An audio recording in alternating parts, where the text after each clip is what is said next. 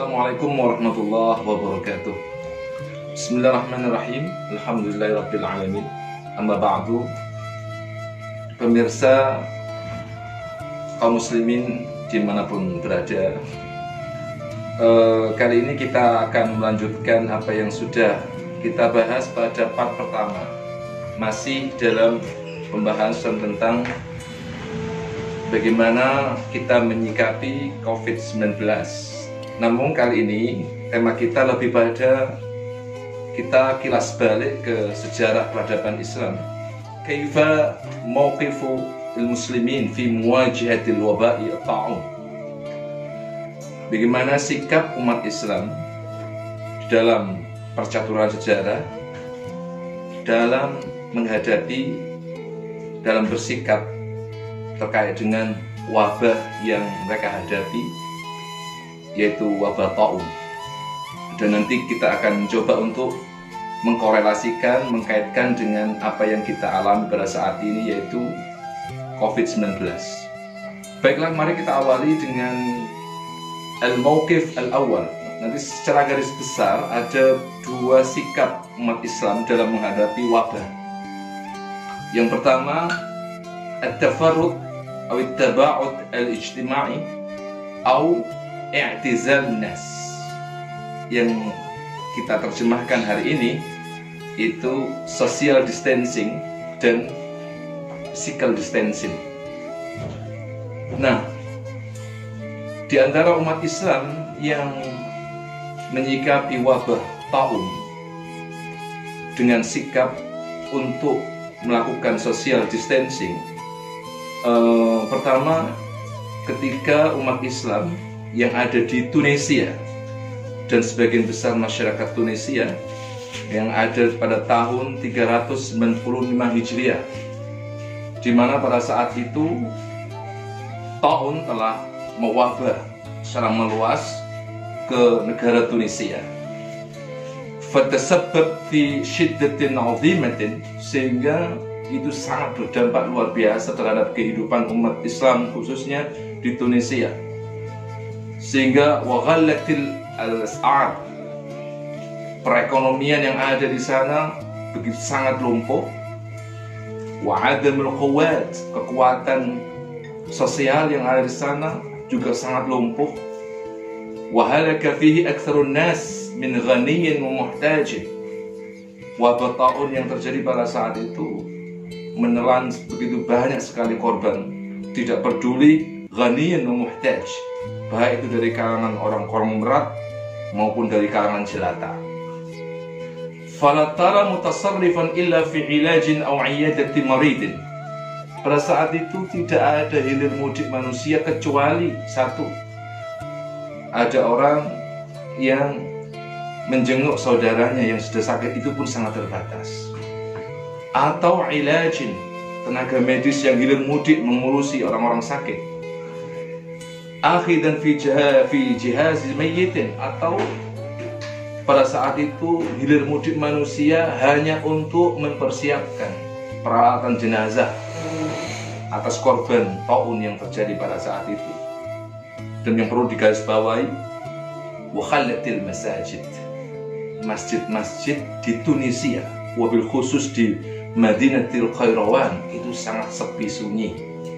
Artinya di abad ini, di tahun 395 Hijriah, warga Tunisia khususnya umat Islam lebih memilih social distancing, jadi membatasi interaksi sosial agar supaya tidak terjadi penularan yang besar. Ini fakta sejarah. Yang kedua, bagaimana sikap umat Islam di Andalusia ketika menghadapi wabah ta'un pada tahun 448 Hijriah. Fakta ini ditulis oleh Al-Imam Az-Zahabi di dalam kitab beliau Tarikhul Islam. Beliau mengatakan di dalam kitab itu, wa fiha kana al-qahtul 'azim bil Andalus, telah terjadi paceklik yang luar biasa, wal wabah, dan wabah yang merajalela di Andalusia. wa mata al-khalqu bi Ishbiliyah bihaitsu innal masajid baqiya mughlaqa. Wabah yang terjadi pada saat itu juga menelan begitu banyak sekali korban jiwa. Dan yang juga perlu digarisbawahi adalah innal masajid baqiyatun mughlaqa. Masjid-masjid yang ada di Andalusia itu pada tutup. Tidak ada malaha man yusalli biha. Sunyi, tidak ada orang yang salat di dalamnya. Wa dzakara aidan fi Siyar A'lamin Nubala, Al-Imam Az-Zahabi juga memberikan informasi kepada kita dalam kitab beliau Siyar A'lamin Nubala, annahu fi hadhihi as-sana kana al-qahtu 'azima. Telah terjadi di tahun ini paceklik dan wabah yang luar biasa besar, yaitu yang terjadi di negara Andalusia.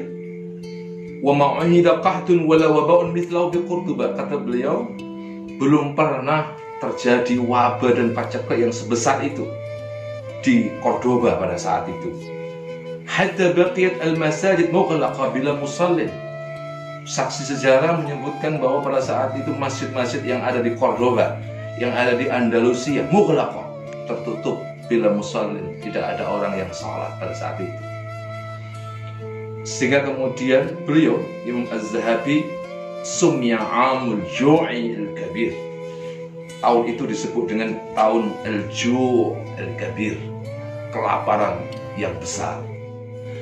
Pemirsa yang dirahmati Allah, kalau kita garis bawahi dari peristiwa ini, yaitu peristiwa yang terjadi di Andalusia, umat Islam pada saat itu lebih memilih social distancing dan physical distancing. Terbukti masjid-masjid yang ada di Andalusia, masjid-masjid yang ada di Cordoba sunyi, sepi, tidak ada yang datang. Tidak ada lagi. Umat Islam pada saat itu tidak ingin penularan wabah taun ini jauh lebih besar lagi, sehingga mereka harus rela tidak datang ke masjid mereka. Ini saksi sejarah. Berikutnya, bagaimana sikap umat Islam yang ada di Mesir ketika menghadapi wabah taun, tepatnya pada tahun 749 Hijriah. Saksi sejarah ini telah ditulis oleh seorang mu'arrikh, ahli sejarah yang bernama Al-Maqrizi. Beliau wafat pada tahun 845 Hijriah. Pada tahun 749 Hijriah, kalau di Masehi itu abad 14 Masehi, di situ terjadi wabah yang sangat besar di Mesir, juga sama, namanya taun. Di saat yang sama, di pertengahan abad 14, itu di Eropa terjadi wabah yang luar biasa besar juga, yang kemudian seringkali kita sebut dengan Black Death atau kematian hitam, yang itu disebabkan oleh penyakit yang sama, oleh wabah yang sama. Nah, bahkan di Eropa, dari informasi yang kita dapatkan, sepertiga masyarakat atau populasi Eropa habis menjadi korban dari wabah ini. Dan di Mesir itu 40% warga Mesir meninggal. Populasi warga Mesir 40%-nya itu meninggal karena terserang oleh wabah yang begitu ganas ini. Maka di dalam kitab As-Suluk li Ma'rifati Duwalil Muluk yang dikarang oleh Al-Maqrizi, di situ disebutkan al-athar al-ijtima'iyyah li hadha at-ta'un. Faqala, beliau berkata, wa batalatil al-afrah wal a'ras bainan nasi falam yu'raf anna ahadan 'amila farhan fi muddatil wabah. Artinya begini, wa batalat al-afrah wal a'ras bainan nas. Artinya pada saat itu segala bentuk jenis kesenangan, segala bentuk jenis keramaian, dan segala bentuk jenis pesta, baik pesta pernikahan atau pesta-pesta yang lain, baik itu dalam bentuk walimah keagamaan atau walimah yang lain, batalat, semuanya sirna, semuanya tiada. Bahkan seakan-akan tidak ada orang yang bahagia pada saat itu. Itu yang terjadi di tahun 749. Di dalam kitab tersebut juga disebutkan bahwa la sum'a sauta ghina, tidak ada satupun suara bunyi-bunyi nyanyian, musik-musik yang ada di Mesir pada saat itu, karena Yaumul Hazn, karena pada hari itu adalah hari yang sangat menyedihkan. 40% warga Mesir harus menjadi korban dari wabah ini. Sehingga kemudian di dalam kitab ini disebutkan juga wa ta'affal adzan min iddati mawadi', bahkan di berbagai wilayah tidak lagi terdengar suara azan, kecuali disebutkan baqiya fil mawadi' al-masyhura bi adzanin wahid, kecuali hanya di masjid-masjid yang ada di kota-kota besar, di tempat-tempat masyhur. Itu pun dalam satu kota besar, dalam satu daerah yang masyhur, hanya terdengar satu suara azan. Nah, ini yang disebutkan oleh beliau. Kemudian di dalam kitab yang lain, yaitu kitab An-Nujum Az-Zahirah yang dikarang oleh seorang sejarawan Ibnu Taghri-Bardi, disebutkan juga ghuliqat aktsarul masajid waz zawaya. Pada saat itu masjid-masjid dan zawiyah-zawiyah itu adalah tempat-tempat para santri belajar yang ada di Mesir, itu semuanya ditutup.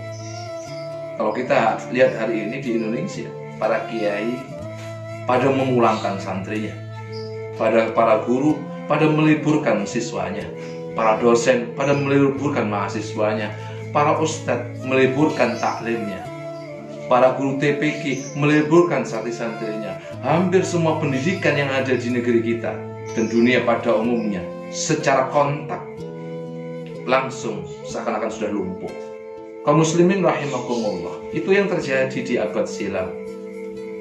Nah, yang perlu kita garis bawahi bahwa penduduk Mesir, khususnya umat Islam, ketika menghadapi ta'un pada tahun 749, mereka lebih memilih social distancing, mereka lebih memilih physical distancing, yaitu at-tafarrud atau at-taba'ud al-ijtima'i atau al-i'tizal bainan nas.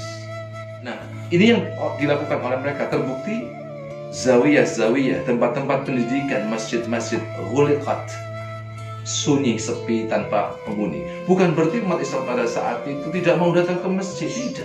Tetapi mereka khawatir terjadi penularan yang semakin besar, sehingga kemudian mereka lebih memilih social distancing ini.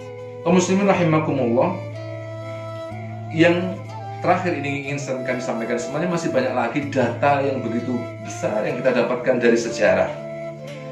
Yang terakhir, bagaimana sikap umat Islam ketika menghadapi ta'un yang terjadi di Makkahul Mukarramah pada tahun 827 Hijriah. Al-Hafidh Ibnu Hajar Al-Asqalani dalam kitab beliau Inba'ul Ghumar bi Abda'il Umar, beliau memberikan informasi kepada kita bahwa terjadi ta'un yang besar di tahun tersebut. Beliau mengatakan, wa fi awali hadis sana waqa'a bi Makkah waba'un 'adzim bihaitsu mata fi kulli yawmin 40 nafs. Telah terjadi wabah ta'un yang begitu besar di Makkahul Mukarramah, sehingga setiap hari menelan korban jiwa 40 manusia. Wa hasara man mata fi Rabi'il Awal 1700. Di bulan Rabiul Awal,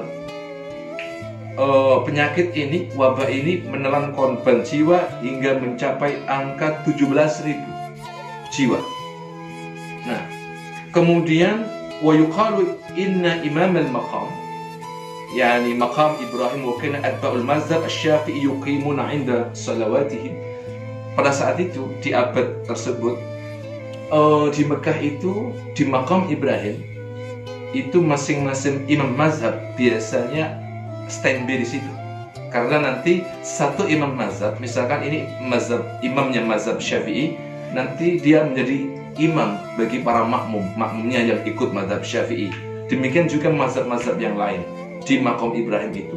Nah, pada saat itu biasanya sebelum terjadi ta'un ini, umat Islam, para pengikut mazhab ini ketika sholat di belakang makmum, belakang imam ini begitu sangat banyak, penuh. Tapi ketika terjadi wabah ta'un pada saat itu, maka yang terjadi apa?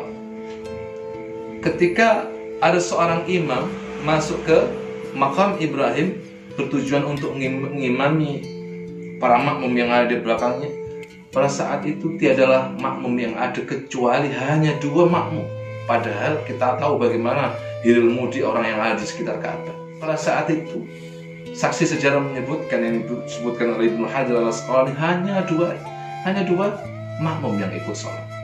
Bahkan di dalam mazhab yang lain mereka al-batalat salatuhum, mereka lebih memilih tidak melakukan sholat. Bukan berarti tidak ada yang ikut sholat, tapi pada saat itu ternyata mereka tidak mengimamin sholat karena tidak ada pengikutnya, tidak ada satupun makmum yang mengikuti. Kaum muslimin rahimakumullah, apa yang terjadi? Padahal kematian pada saat itu mencapai angka 17.000 manusia di Makkahul Mukarramah. Ini logikanya kan begini, sebenarnya banyak yang datang pada saat itu, korbannya 17.000, yang datang jamaahnya luar biasa banyak. Lalu kenapa kok yang ikut makmum pada saat itu cuma 2 orang? Kemana mereka? Kita masih belum menemukan alasan yang jelas tentang persoalan itu. Ada sebagian ulama berspekulasi bahwa mereka lebih melakukan perawatan jenazah teman-temannya yang meninggal di Makkahul Mukarramah pada saat itu. Ada pendapat ulama yang lain menyebutkan mereka sibuk mengungsi dirinya yang khawatir terserang oleh taun.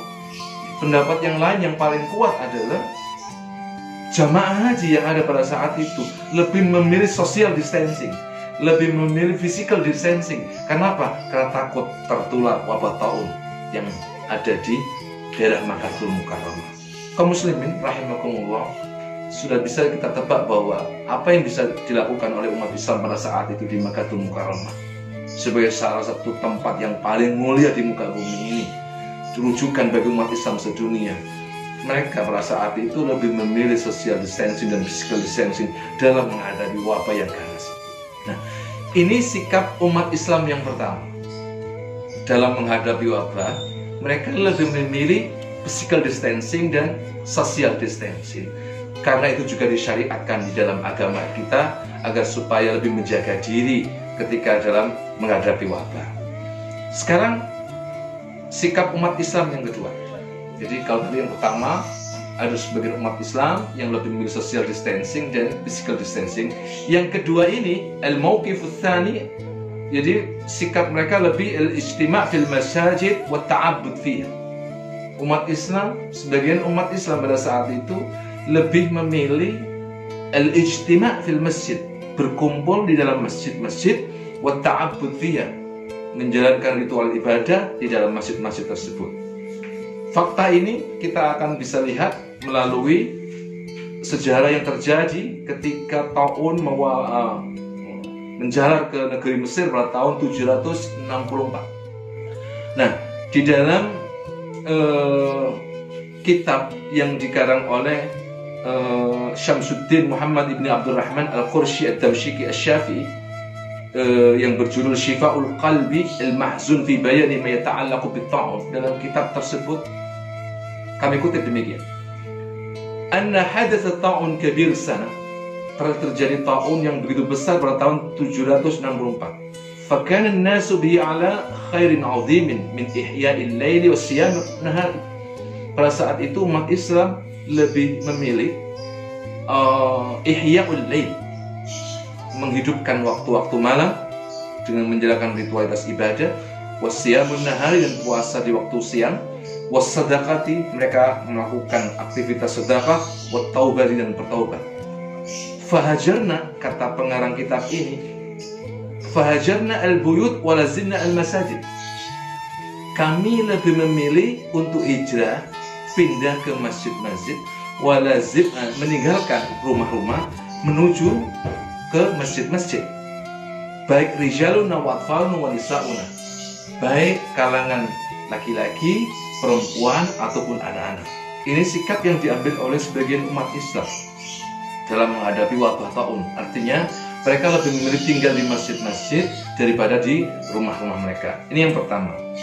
Yang kedua, mauqiful muslimin fi muwajah ta'un fi Misr, sama yang terjadi di Mesir, cuma beda tahun.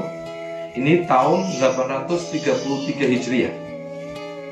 data yang kami peroleh ada dari Al-Hafidz Ibnu Hajar Al-Asqalani. Beliau mengomentari secara cerdas bagaimana peristiwa penyebaran wabah ini di Mesir karena diakibatkan oleh tajammu'at, pengumpulan massa yang dalam jumlah besar. Di dalam kitab Fi Inba'il Ghumar, Ibnu Hajar Al-Asqalani mengatakan anna ta'unan waqa'a sana 33 wa 800, telah terjadi taun pada tahun 833 Hijriah di Mesir. Wa ana ahada rijal salta yud'a Shihabuddin Asy-Syarif. Pada saat itu ada seorang penguasa yang namanya Shihabuddin Asy-Syarif. Nah, penguasa ini kemudian Jama'ah Arba'in Asy-Syarifah. Beliau mengumpulkan 40 orang-orang mulia, kemudian beliau memberikan hadiah, yuwazzi' al-mal, membagi-bagikan harta benda kepada 40 orang ini. Tujuannya apa? Tujuannya agar 40 orang ini kemudian datang ke Masjid Al-Azhar untuk membacakan ayat-ayat Al-Quran agar supaya apa? Agar supaya Ta'un terbebas. Ta'un pergi dari Kairo, dari Mesir. Di samping itu raja ini atau penguasa ini mengendaki agar supaya 40 orang ini melakukan ritual-ritual ibadah, berdoa dan seterusnya agar supaya menolak Ta'un yang ada di Mesir. Dari fakta sejarah yang ada dalam kitab Ibnu Hajar Al-Asqalani disebutkan bahwa falamma an aqraba al-'asr qamu fada'u wa dajju. 40 orang ini ketika kumpul di Masjid Al-Azhar, ternyata di belakangnya itu banyak sekali makmum yang ikut. Bahkan di situ disebutkan Masjid Al-Azhar penuh dengan jamaah di bawah 40 orang. Nah, kemudian mereka berdiri secara serentak seluruh jamaah itu, kemudian berdiri lalu berdoa bersama-sama sambil kemudian meratap-ratap dan sambil menangis-nangis. Nah, kemudian ketika mendekati sholat asar, mereka semua mengumandangkan azan secara serentak. Sampai kemudian tibalah waktu sholat asar dan mereka kemudian melakukan sholat asar bersama-sama, lalu kemudian berpencar masing-masing, meninggalkan Masjid Al-Azhar. Nah, apa yang terjadi setelah itu? Kata Ibnu Hajar Al-Asqalani di dalam kitab Inba'ul Ghumar, beliau mengatakan begini, fa'ala dzalika, itu sudah terjadi, itu sudah dilakukan oleh sebagian umat Islam yang ada pada saat itu. Famazdad at-ta'un illa kathra. Sayangnya, kata Ibnu Hajar, setelah terjadi pengumpulan massa yang begitu besar itu, ta'un tidak semakin meledak, justru semakin menyebar kemana-mana. Ini efek dari tajammu'at yang dilakukan umat Islam, berkumpul-kumpul mengumpulkan massa secara besar untuk berdoa bersama-sama. Bahkan itu di Masjid Al-Azhar. Justru akan pada saat itu fakta menyatakan Ta'un semakin mewabah kemana-mana. Nah, fakta yang terakhir yang ingin kami sampaikan, yang juga disebutkan oleh Ibnu Hajar Al-Asqalani, bagaimana umat Islam di Mesir juga pada tahun 848. Nah, kata beliau pada saat itu, wa kana yamutu bisababi mi'at insanin wa mi'atani. Nah, banyak terjadi kematian akibat korban Ta'un ini di Mesir. Summa tazayid washtadda isti'aluhu ila an dakhala al-hujjaj. Pada saat itu Mesir tidak menerapkan lockdown atau masih bebas. Jadi banyak warga Mesir itu datang ke Makkatul Mukarramah, hilir mudik ke Makkatul Mukarramah untuk melakukan ibadah. Nah, di saat yang sama di Makkah juga terjadi wabah yang sama, sehingga jamaah hujjaj ini, pada jamaah haji ini ketika pulang dari haji, justru semakin penyebaran Ta'un semakin menyebar luas di kota Mesir, di kota Kairo dan Mesir pada umumnya. Artinya warga Mesir pada saat itu tidak memilih social distancing, tidak memilih al-i'tizal al-fardi al-i'tidal al-jasadi, tidak memilih physical distancing. Yang terjadi adalah semakin merebaknya, semakin meluasnya wabah taun. Kaum muslimin rahimakumullah, dari fakta sejarah, dua sikap. Pertama, sebagian besar umat Islam memilih untuk social distancing, memilih untuk lockdown, memilih untuk physical distancing. Yang kedua, lebih memilih untuk tetap melakukan ritualitas ibadah dengan harapan taun bisa terangkat dari bumi masing-masing. Hal itu bisa kita lihat bagaimana terjadi di Mesir, bagaimana terjadi di Isbilia, di Andalusia, di Cordoba, di Tunisia, dan di negara-negara Timur Tengah yang lainnya. Sehingga kemudian muncullah fatwa para ulama. Yang ingin kami sampaikan di sini adalah fatwa ulama yang dikutip oleh Ibnu Hajar al-Asqalani di dalam kitab beliau Bazlul Ma'un fi Fadli Ta'un. Dalam kitab disebutkan ada dua fatwa. Fatwa yang pertama, wa afta ba'dun nasi bimasyru'iyyati dzalika. Sebagian ulama mengatakan bahwa bimasyru'iyyati dzalika, bahwa doa bersama-sama, berkumpul at-tajammu lid-du'a, berkumpul bersama-sama melakukan ritual ibadah. Ya, seperti yang dilakukan oleh sebagian orang Mesir di Al-Azhar tadi itu, bimasyru'iyyah, itu disunahkan. Karena apa? Karena berpedoman pada bi'umumiyyati dalili ad-du'a, karena dalil doa itu dilihat dari perspektif keumumannya, jadi tidak terbatas, sehingga kemudian mereka lebih memilih untuk berdoa bersama untuk menangani taun. Sebagian ulama dalam yang memfatwa ini juga bersandar kepada apa yang terjadi di zaman sebelumnya, yaitu di era Al-Malik Al-Mu'ayyad wa ajda dzalika, yaitu sebagian umat Islam di satu era di Malik Mu'ayyad. Di situ umat Islam juga berkumpul bersama-sama, berdoa bersama-sama, dan itu efektif, sehingga kemudian taun bisa pergi dari negara mereka. Dan pada saat itu para ulama juga datang dan mereka tidak mengingkari perbuatan tersebut, sehingga at-tajammu'ah menurut fatwa yang pertama ini masyru'iyyah, disyariatkan melihat keumuman dalil. Ini yang fatwa yang pertama. Fatwa yang kedua yang juga dikutip oleh Ibnu Hajar al-Asqalani, wa afta jama'atun minal ulama, sebagian besar ulama juga berfatwa bi anna tarka dzalika aula, bahwa fatwa yang kedua ini menyatakan at-tarku dzalika aula, tidak berkumpul-kumpul untuk melakukan ritualitas ibadah, tidak berkumpul-kumpul untuk berdoa bersama. Nah, itu aula, lebih utama. Mengapa demikian? Lima yakhsha minal fitnah. Yang pertama, khawatir terjadinya fitnah di mana-mana. Li'annahu in ajda lam yu'min khatarat ta'wun.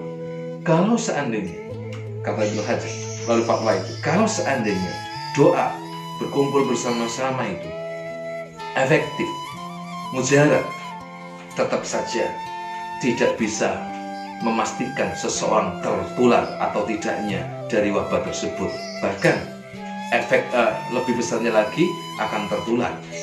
Nah, wa illam yujad lam yu'min su'uzanni bil ulama wa islahi wa du'a, seandainya dikatakan kumpul bersama itu tidak efektif, tetap saja juga berdampak negatif, sehingga kemudian boleh jadi masyarakat su'uzan, berprasangka negatif terhadap para ulama. Boleh jadi mereka mengatakan, doanya ini nggak mandi, ulamanya nggak mandi, dan lain sebagainya. Demikian juga berdampak negatif terhadap doa itu sendiri.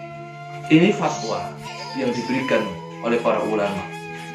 Maka bagaimana kemudian sikap kita hari ini? Keduanya tidak salah, keduanya memiliki dasar yang kuat, dua sikap itu. Kita yang lebih tahu bagaimana COVID-19 ini menyerang bumi kita Indonesia, menyerang dunia pada umumnya. Kita yang lebih tahu tentang kesehatan kita, kita yang lebih tahu bagaimana kesehatan masyarakat kita, daerah kita. Kita yang lebih tahu kapan kita harus social distancing. Kita harus tahu bagaimana kita melakukan physical distancing. Karena tentu wabah taun jelas berbeda dengan wabah COVID-19. Kita punya cara. Dari sejarah itu kita bisa belajar. Dari sejarah itu kita bisa menganalisis untuk melakukan perbaikan di era sekarang. Maka kedua-duanya, siapapun silakan berhak untuk melakukan itu. Jika Anda kemudian lebih memilih social distancing dengan mentaati perintah pemerintah, mentaati fatwa para ulama yang ada pada saat ini, hada aula, mungkin pada saat ini lebih utama karena begitu sangat cepat penyebaran COVID-19 ini. Yang kedua, hikmah dari ini adalah ini begitu sangat menjadi ujian besar bagi keimanan kita. Jadi melakukan dua hal tadi itu, dua sikap itu sama-sama menguji keimanan kita. Jika iman kita menyamai imannya sahabat Nabi, misalnya Mu'adz bin Jabal, imannya sahabat Nabi misalnya Abu Jarrah yang menjadi gubernur yang ada di Damaskus pada saat itu, di Syam, demikian juga Amr bin As, demikian juga sahabat-sahabat yang lain yang pada saat itu wafat karena terserang Taun. Mereka memiliki iman yang membaja. Mereka lebih bersikap at-taslim, pasrah, wa tawakkal ala qadarillahi wa qadari, pasrah total terhadap keputusan Allah dan qada-qadar Allah. Sehingga mereka, misalnya sahabat Nabi, ada salah satu sahabat Nabi ketika mau datang ke Mesir untuk menaklukkan Mesir, mereka dikasih tahu oleh seorang warga Mesir bahwa di Mesir sekarang terjadi wabah taun. Apa yang dikatakan oleh sahabat Nabi ini? Katanya, kharajna, kami keluar li ta'ni wa ta'un, untuk menantang ta'n dan ta'un. Ta'n itu adalah tusukan. Jadi itu sebuah tusukan ketika kita, misalnya ada orang perang tusuk, ini namanya ta'n. At-ta'un, wabah taun itu sendiri. Dan kenyataannya ketika datang ke Mesir, sahabat Nabi Shallallahu Alaihi Wasallam ini terkena ta'n, tusukan, bahkan di kening beliau. Itu imannya sahabat Nabi. Nah, kita yang lebih tahu apakah iman kita ke sana, ukuran iman kita seperti beliau-beliau itu. Karena kalau kita lihat dari Ibnu Hajar Al-Asqalani sendiri mengatakan begini, kalau iman seseorang itu akan diukur, akan terbukti saat dia mengalami itu sendiri. Mungkin saat kita belum mengalami penyakit ini, wabah ini, mungkin kita bisa saja mengatakan mati urusan Allah, mati nggak mati urusan Allah, mau kemanapun kalau waktunya mati ya mati, nggak apa-apa kalau memang memiliki keimanan yang membaja seperti sahabat Nabi. Tapi apakah saat kemudian ketika Allah menguji bahwa wabah ini masuk ke dalam dirinya, dia sabar untuk menghadapi wabah tersebut? Apakah imannya begitu membaca tatkala ketika terjangkit oleh COVID tersebut? Ini yang perlu dipertimbangkan. Maka kita yang lebih tahu bagaimana sikap kita dalam menghadapi COVID-19 ini. Oleh sebab itu, mari kita berpikir cerdas, mari kita belajar dari sejarah bagaimana perjalanan umat Islam dari era Nabi, abad-abad setelahnya, dan sampai hari ini. Semoga informasi yang kita sampaikan tadi bermanfaat, bisa menjadi bahan untuk belajar, bisa menjadi bahan untuk introspeksi diri, dan untuk menghadapi COVID-19. Semoga bermanfaat. Akhirul kalam. Assalamualaikum warahmatullahi wabarakatuh.